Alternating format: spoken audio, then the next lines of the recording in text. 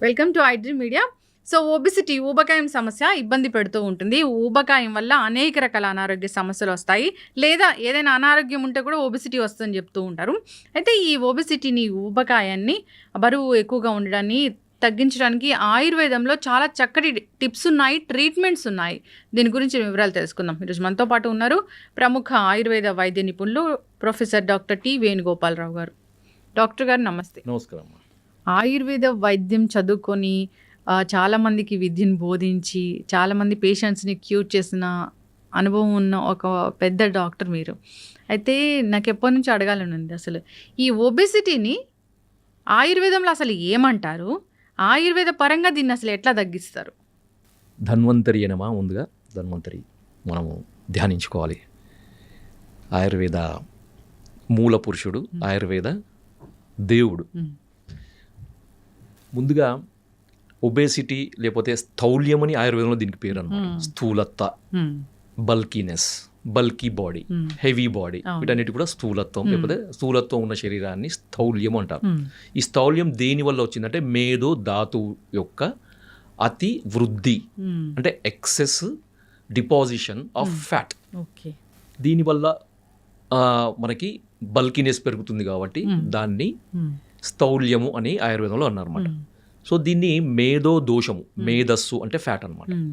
So మేధస్సు యొక్క అతి సంచయం వల్ల వచ్చే స్థౌల్యము, ఓవర్ వెయిట్. ముఖ్యంగా కొంతమంది చూడడానికి హెవీ వెయిట్ లేకపోతే చాలా భారీగా కనపడతారు, కానీ వాళ్ళకి ఫ్యాట్ తక్కువ ఉంటుంది. సో వాళ్ళది మజిల్ కంటెంట్ ఎక్కువ ఉంటుంది. వాళ్ళని మనం ఒబెసిటీ కింద తీసుకోవద్దు, అలా కన్సిడర్ చేయొద్దు. మేధో మాంసాది వృద్ధాత్ చలస్ఫిక్ ఉదర స్తనః. ఎవరికైతే మనకి బాడీ చెస్ట్ బాగా మనకి ఫ్లాబీనెస్, తర్వాత ఊగుతూ ఉంటుందో, తర్వాత తొడలు, చేతులు, తర్వాత పిరుదులు, ఇవన్నీ కూడా బల్కీగా అయిపోయి నడుస్తుంటే కదిలినట్టు, వేలాడినట్టు కనబడుతుంది, వాళ్ళని మాత్రం మనము స్థూలత్వం కింద తీసుకోవచ్చు. రెండోది, మనకి ఏదైతే ఎత్తును బట్టి, వయసును బట్టి ఉండాల్సిన బరువు కంటే ఎక్కువ ఉంటే కూడా మనము వాటిని మనకి ఓవర్ వెయిట్ కింద, ఒబేసిటీ కింద తీసుకోవచ్చు. సో ఒబేసిటీ కొరకు రకరకాల ప్రయత్నాలు చేస్తుంటాం. సో అవి ఎక్సర్సైజ్ పరంగా కానీ, మెడిసిన్స్ పరంగా కానీ, డైట్ పరంగా కానీ, ఈ 3 రకాల పద్ధతులను పాటిస్తూ చాలామంది ప్రయత్నాలు చేస్తుంటారు.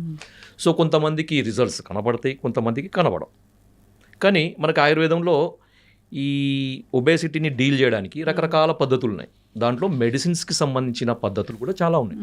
ఆ మెడిసిన్స్ కూడా చాలా ఉన్నాయి.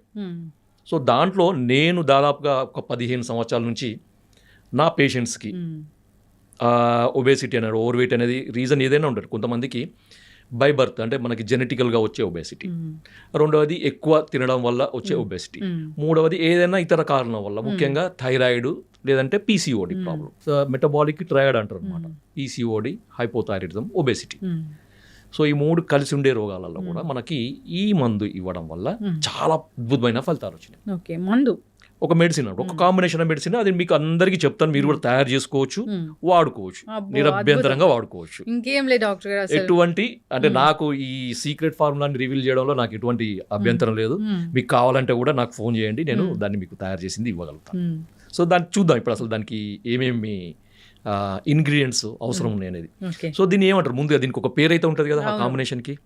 దాన్ని యోగరత్నాకరం అనే గ్రంథంలో చెప్పిల్లనమాట. సో ఈ కాంబినేషన్ని దాన్ని ఫలత్రికాది చూర్ణం అని చెప్పారనమాట. త్రికాది చూర్ణం. ఓకే, ఈ పేరు గుర్తుపెట్టుకోండి. దీంట్లో ఏమేమి ఉంటాయి, దీంట్లో మొట్టమొదటిది త్రిఫలాలు, త్రికటకాలు ప్లస్ సైంధవ లవణం. సార్ మరి త్రిఫలాలు అంటే ఏంటి, త్రికటకాలు? త్రిఫలాలు అంటే చాలా మందికి తెలుసు, కానీ మళ్ళీ చెప్తున్నా. అది కరక్కాయ, తానికాయ, ఉసిరికాయ. ఓకే, త్రికటకాలు అంటే శొంఠి, పిప్పళ్ళు, మిరియాలు. త్రిఫలాలు, త్రికటకాలు, ఇవి 3, అవి 3 కలిపి 6 అయినాయి. సో దీనికి అడిషనల్గా 7వది సైంధవ లవణం. సో ఇవన్నీ కూడా ఒక్కొక్కటి మనకి ఈక్వల్ పార్ట్స్లో తీసుకోవాలి.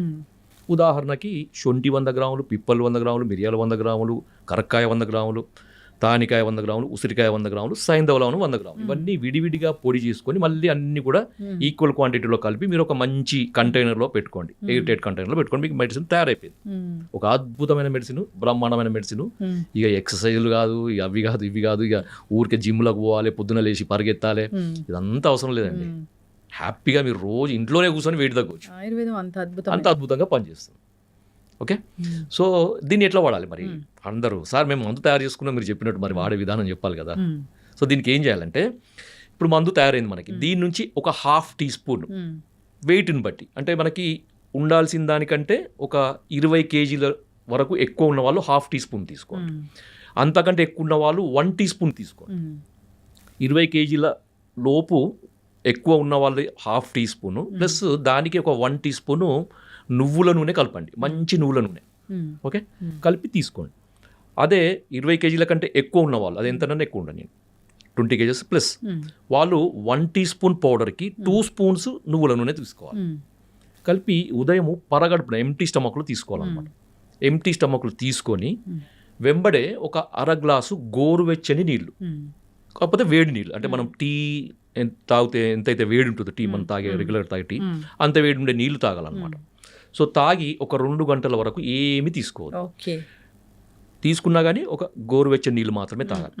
సార్ నాకు రెగ్యులర్గా టీ తాగే అలవాటు ఉంది, కాఫీ తాగే అలవాటు ఉంది, పాలు తాగే అలవాటు ఉంది, స్ప్రౌట్స్ తినే అవన్నీ నడవదు. నో, ఖచ్చితంగా 2 గంటల వరకు గోరువెచ్చని నీళ్ళు తప్ప ఇది కూడా తీసుకోకూడదు. సో అయిపోయింది, మీ ట్రీట్మెంట్ అయిపోయింది. సింపుల్, ఎంత బ్రహ్మాండంగా ఉంది, బ్రహ్మాండం, అంత సింపుల్ అండి, చాలా సింపుల్. అయిపోయింది, మీ ట్రీట్మెంట్ అయిపోయింది. ఇక మీరు ఏం చేయాల్సిన అవసరం లేదు. మన వెయిట్ చూసుకోవాలి, దాన్ని బట్టి తీసుకోవాలి. అంతే. ఎన్నాళ్ళు తీసుకోవాలి? అది క్వశ్చన్. ఎన్నాళ్ళు తీసుకోవాలి? Minimum 40 days. దీన్ని ఒక మండలం అంటారంట. 40 డేస్ మండలం అంటారు. సో ఆయుర్వేదంలో మండల చికిత్సకి చాలా ఇంపార్టెన్స్ ఉంది. అది ఎందుకనేది మనం నెక్స్ట్ వాటిలో చెప్తాం. అదొక పెద్ద టాపిక్ అనమాట. ఒక మండలం తీసుకోండి, వెయిట్ చెక్ చేసుకోండి. ఓకే, మీకు ఇంకా తగ్గాలి అనిపిస్తే మళ్ళీ ఒక మండలం వాడండి, ఇంకా తగ్గాలంటే ఇంకొక మండలం వాడండి. ఎటువంటి నష్టం ఉండదు, ఎటువంటి సైడ్ ఎఫెక్ట్స్ ఉండవు. ఇంకా దీనివల్ల ఇంకా అడిషనల్ బెనిఫిట్స్ ఏంటంటే, కొంతమందికి ఈ అధిక బరువు వల్ల కొంచెం, అంటే కొంతమందికి ఏంటంటే అడిషనల్ ఒక 10 కిలోలు ఎక్కువన్నా కానీ వాళ్ళకి ఇబ్బందులు ఉంటాయి. కొంతమందికి 50 కిలోలు ఎక్కువన్నా కానీ ఇబ్బందులు ఉండవు.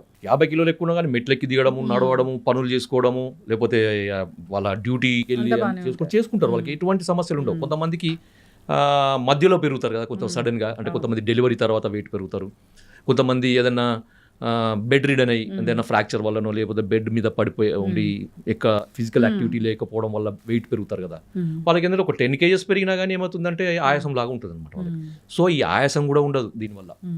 ఇంకొకటి ఏంటంటే ఈ కొలెస్ట్రాల్ సమస్య కూడా తగ్గుతుంది అనమాట. So excess fat related, fatty acids related ఎటువంటి మెటబాలిక్ చేంజ్ బాడీలో ఉన్నా కానీ అవన్నీ కూడా తగ్గుతాయి. సింపుల్ సమస్య అనమాట. సో ఈ మాత్రం చేయండి, మీ ఒబేసిటీ సమస్య 100% ఖచ్చితంగా తగ్గుతుంది.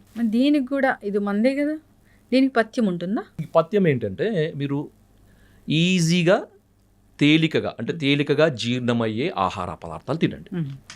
ఓకే, అంటే ముఖ్యంగా ఉడకపెట్టి చేసినాయి, అది ఏదైనా కానివ్వండి, మీరు ఇడ్లీ కానీ లేకపోతే ఉప్మా కానీ లేకపోతే మనకి సూప్స్ అంటారు కదా, ఇప్పుడు మనం సూప్స్ అంటున్నాం, కట్టు అంటే కంది కట్టు కానీ, పెసరు కట్టు కానీ, శనగ కట్టు కానీ, సో కట్టు చారులు అంటారు మనకి.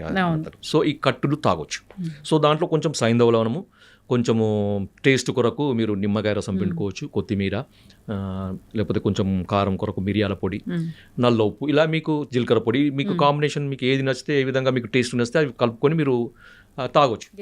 ఒక పూట మీరు మామూలుగా భోజనం చేయొచ్చు, ఒక పూట మీరు ఈ కట్టు చారు తాగి మీరు రోజుకు 2 సార్లు మాత్రమే ఫుడ్ లాగా తీసుకొని మీరు చేసుకోవచ్చు.